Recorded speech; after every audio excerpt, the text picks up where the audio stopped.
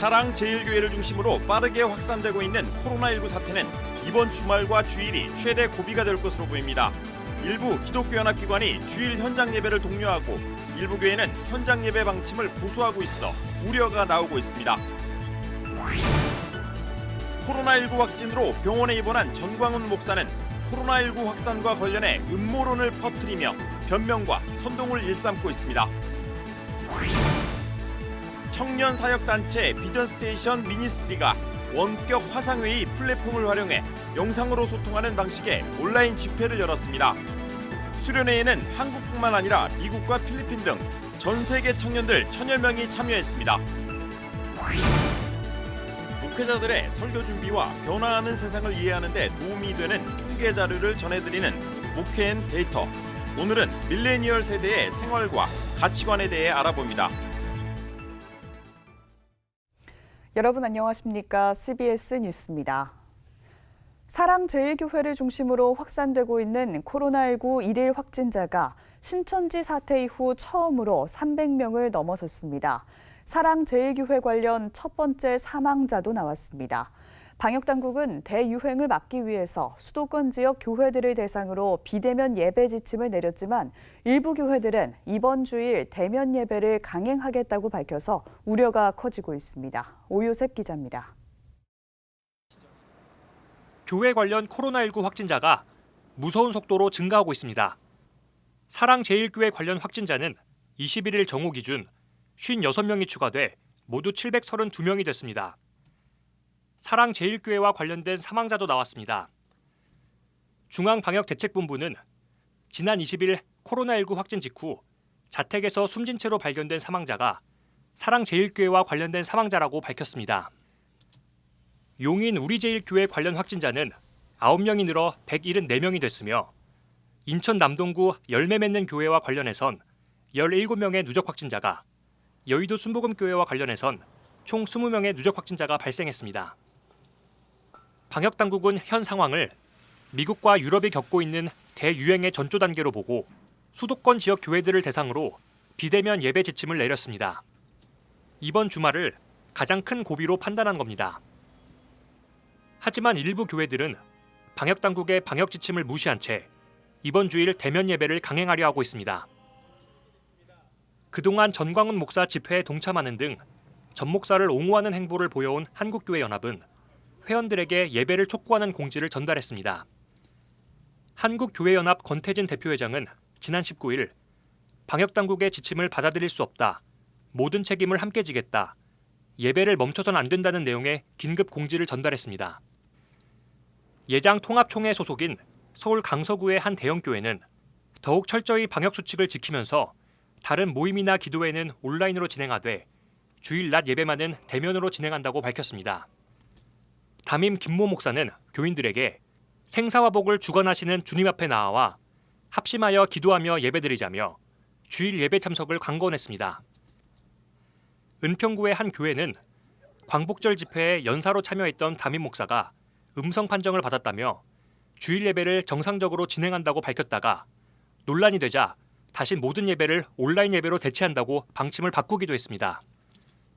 한편 방역당국은 현재 유행 규모와 확산 속도로 보아 방역 조치만으로 억제하는 데 한계가 있다며 사람 간의 접촉을 최대한 줄여 전파고리를 끊어달라고 당부했습니다. 내일부터 주말이 시작됩니다. 주말 종교행사 소모임 등을 통한 추가 전파가 우려되고 있어 종교시설에서는 주말 종교행사의 온라인으로의 전환 등 방역당국의 조치사항을 준수해 주실 것을 요청을 드립니다. 8.15 집회 이후 일주일 동안 확진자가 가파르게 증가하고 있어 이번 주말과 주일이 코로나19 방역에 큰 고비가 될 것으로 보입니다. CBS 뉴스 오요셉입니다. 한편 코로나19 확진으로 병원에 입원한 전광훈 목사는 음모론을 퍼뜨리며 변명과 선동을 일삼고 있습니다. 이순규 기자의 보도입니다.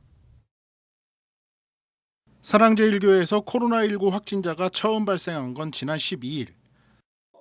사랑제일교회를 시작으로 하는 N차 감염도 계속 이어지고 있어 방역당국에 비상이 걸렸습니다. 이런 상황임에도 전광훈 목사는 사과는커녕 정부 등 외부에만 책임을 돌리고 지지자들을 선동하고 있습니다. 전광훈 목사는 21일 강현재 변호사를 통해 밝힌 입장문에서 문재인 패거리 등의 단어를 쓰며 현 정부를 강하게 비판했습니다. 또 문재인 정부를 반대하는 인사들만 코로나19 확진자로 발표한다는 등의 음모론적인 발언들을 쏟아냈습니다. 지금 사악한 배도 문재인과 주사파 정권에 의해 확진자를 몰려 병원에 갇힌 국민들은 모두 문재인과 주사파 정권에 저항하는 국민들 뿐입니다. 저자들은 우한 바이러스를 핑계로 정권에 저항하는 국민들을 병원에 수용하고 있습니다. 전 목사는 지난 20일에도 보수신문에 광고를 내고 정부가 무한대로 검사를 강요해 확진자 수를 늘려가고 있다고 말하는 등 여전히 변명만 늘어놓고 있습니다. 정광훈 목사와 사랑제일교회는 방역당국의 협조 요청에도 응하지 않고 있습니다. 서울시는 지난 20일 사랑제일교회를 방문해 교인 명부를 요청했지만 교인들이 격렬히 저항해 결국 교회에 진입하지 못했습니다. 사랑제일교회 측은 방역당국의 협조 요청에 적극 임하고 있다며 마치 사랑제일교회의 방해로 방역이 제대로 이루어지지 않고 있는 것처럼 오도하지 말라고 반박했습니다. 정광훈 목사의 이 같은 행태에 한국교회 안에서도 비판의 목소리가 커지고 있습니다. 한국기독교목회자협의회 대표이장 지영훈 목사는 CBS 시사자키에 출연해 모든 정통교단들이 정광훈 목사를 빨리 이단으로 명시해야 한다며 전 목사와 선긋기에 나섰습니다. CBS 뉴스 이승규입니다.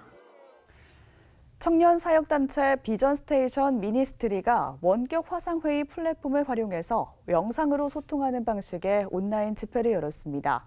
수련회에는 우리나라뿐만 아니라 미국과 필리핀 등 전 세계 청년들 1000여 명이 참여했습니다. 대전 CBS 서경희 아나운서가 전합니다. 뜨겁게 하나님을 찬양하고 예배하는 집회의 현장. 그 앞에는 각 처소에서 온라인으로 집회에 접속한 청년 청소년들의 모습이 화상을 통해 연결되어 있습니다.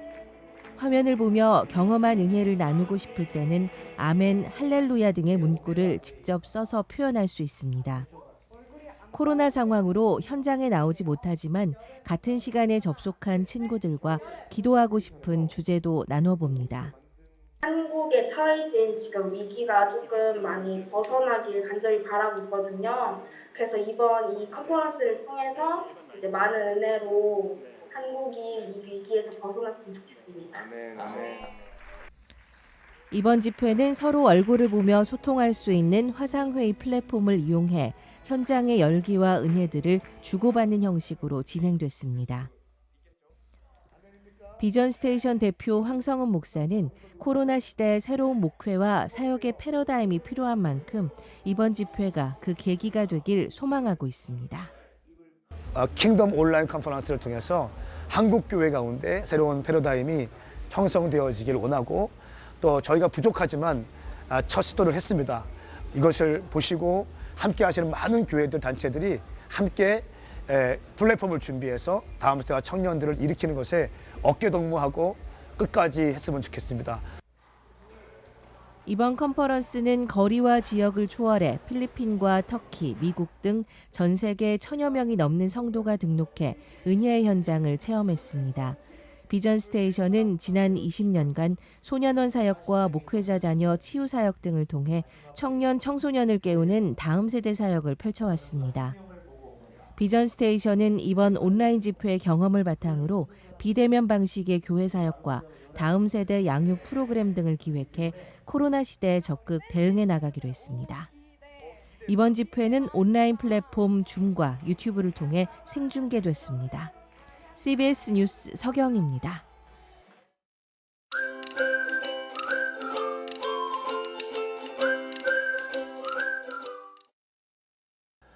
목회자들의 설교 준비와 변화하는 세상을 이해하는 데 도움이 되는 통계 자료를 들려드리는 목회인데이터 시간입니다. 오늘은 밀레니얼 세대의 생활과 가치관에 대해 알아봅니다. 밀레니얼 세대는 2000년 전으로 태어난 젊은 세대를 말하는데요. 출생 연도로는 대략 1980년대 중반부터 2000년대 중반까지 나이로는 15세부터 34세까지에 해당하는 세대를 얘기합니다. 우선 밀레니얼 세대의 첫 번째 특징은 주체적인 삶을 산다는 겁니다. 기성세대와 달리 밀레니얼 세대들은 자기 주관대로 살아가는 경향이 강합니다. 한 조사 결과를 보면 나는 내가 주체적인 삶을 살고 있다는데 41%가 그렇다고 응답하였고 그렇지 않다 18%가 응답하였습니다. 그리고 또한 다른 사람에게 인정받는 방식보다 나에게 맞는 방식을 선택한다에 54%가 그렇다고 응답했습니다. 밀레니얼 세대들은 스스로 결혼을 선택하지 않는 비혼족의 67%, 아이를 낳지 않는 결혼 생활을 즐기는 딩크족의 63%가 공감하고 있습니다. 그만큼 주체적으로 살아가는 삶의 다양한 방식을 인정한다고 그렇게 볼 수 있겠습니다. 또한 이들은 자기 주관과 소신을 거리낌 없이 표현하고 있습니다. 이들은 다이어트 등 목표가 생기면 그것을 위해서 기꺼이 생활 습관을 바꿉니다. 그리고 환경 보존이 중요하다 그렇게 생각하면 친환경 제품과 같은 자기 가치에 부합하는 제품과 서비스를 구입하고 사용합니다.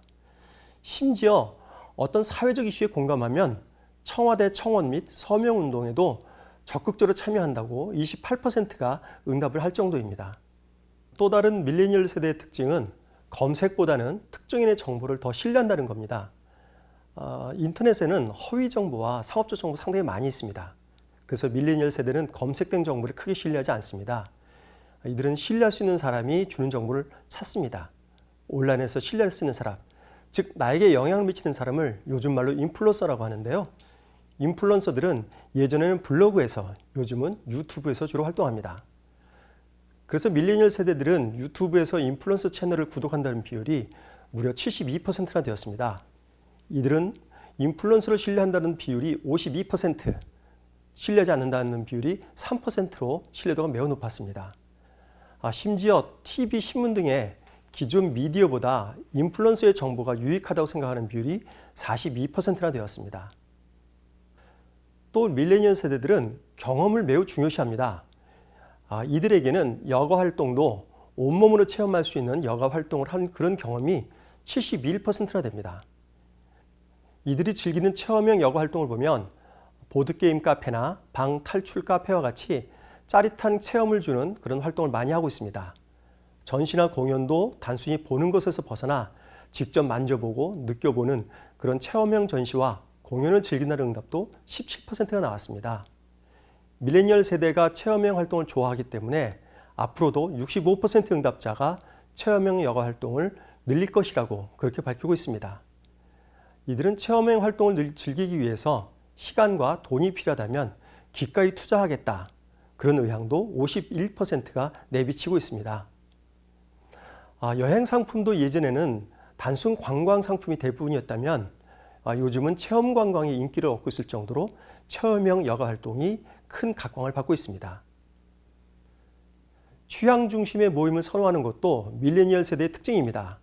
이들은 굳이 시간을 들여서 생각과 취향이 나와 다른 사람들이 모이는 그런 불편함을 원하지 않습니다. 그래서 이들은 같은 취향의 사람들 모임을 선호한다는 비율이 87%였습니다. 또한 모임이 끝나고 뒤풀이 같은 친목이 없거나 그런 친목을 강요하지 않는 모임을 선호한다는 응답도 63%나 되었습니다. 이들은 남에게 자신의 고향, 직업 등 개인 정보를 말하기 싫어하지만 취미나 취향을 공개하는 것은 부담스럽지 않는다고 59%가 응답하였습니다. 또한 58% 응답자는 나와 취향이 비슷한 사람을 만나면 쉽게 친해질 수 있다고 응답도 하고 있습니다. 지금까지 말씀드린 것처럼 요즘 젊은이들은 특별하다 보니 기성세대와 소통이 잘 되지 않고 넘기 힘든 간극이 존재합니다. 그런데 자라온 환경이 세대마다 다르기 때문에 이 간극은 합치되기 어렵습니다. 요즘은 한 교회 안에 마치 기성세대 교회와 젊은이 교회가 존재하는 것처럼 보입니다. 세대 통합이 아니라 세대 단절이 아주 심합니다. 교회에서도 우선 이런 젊은이들을 있는 그대로 받아주고 그들을 동등한 교인으로 받아줘야 합니다. 그래야 젊은이가 교회에서 답답함과 소외를 느끼지 않고 활동할 수 있습니다. 젊은이가 행복한 교회가 되어야 교회에 미래가 있습니다. 지금까지 밀레니얼 세대에 대해 살펴봤습니다. 목회데이터 연구소 김지향이었습니다. 감사합니다.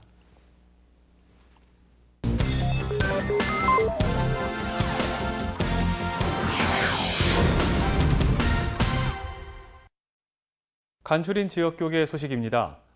광화문에서 열린 집회로 인해 코로나19가 다시 확산되고 있는 가운데 대구 기독교 총연합회가 산하교회의 모든 공예배를 온라인으로 전환할 것을 강력히 권고했습니다. 대구 기독교 총연합회가 교회 자체 방역 강화를 위한 성명서를 발표하고 모든 교회의 공예배를 온라인 영상 예배로 드릴 것을 권고했습니다.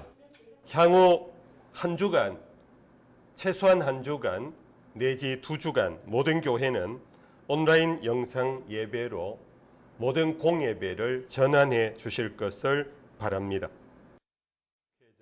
대기총은 또 서울 집회 참석자들에겐 반드시 검사를 받을 것과 코로나19가 종식될 때까지 방역 기본 수칙을 지킬 것을 요청했습니다.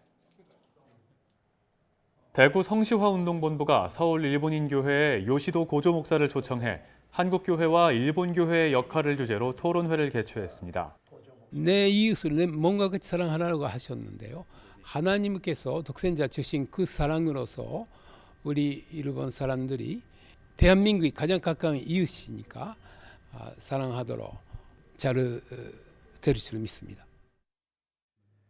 고조 목사는 성수동 서울 일본인교회를 39년간 심우했고 일본 정부의 과거사 사죄 촉구 등 일본의 역사 왜곡을 바로잡는 일에 앞장서 왔습니다.